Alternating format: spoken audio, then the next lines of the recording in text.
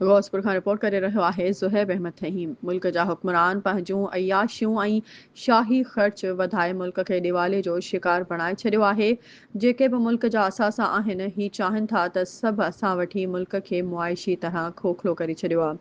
अहिड़ो इज़हार JUI जे मरकज़ी जनरल सेक्रेटरी ऐं MNA मौलाना अब्दुल गफूर हैदरी ज़िले कश्मीर जे दौरे दौरान गौसपुर जे तारीख़ी दरगाह शाह गौस जिलानी जे दरगादी नशीन सैयद याकूब अहमद शाह जिलानी जे भाइटे जे सैयद हुसैन अहमद शाह जिलानी जे दस्तार फ़ज़ीलत कॉन्फ्रेंस में ख़ासि महिमान तौरु शिरकत कई ऐं मीडिया सां ॻाल्हाईंदे मौलाना अब्दुल गफूर हैदरी साहब चयो त वॾे अफ़सोस जी ॻाल्हि आहे जो मूं केतिराई भेरा असेंबलीअ जो फ्लोर ते हुक्मराननि अॻियां ज़िले कश्मीर जी बदमनी हालतुनि ते ॻाल्हाए ध्यानु झुकायो आहे पर को बि नोटिस नथो वरितो वञे।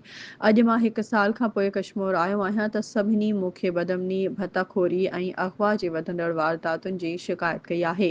उन मां ज़ाहिर आहे त वफ़ाक़ ऐं सिंध हुकूमत हिन मसइले खे संजीदा वठण लाइ तयारु नाहे ऐं मज़लूम अवाम खे ॾोहारियुनि जे रहम ऐं करम ते छॾियो वियो आहे। तक़रीब में ज़िले कश्मीर जे मुख़्तलिफ़ शहरनि खां JUI जे हज़ारे कारकुननि शिरकत कई।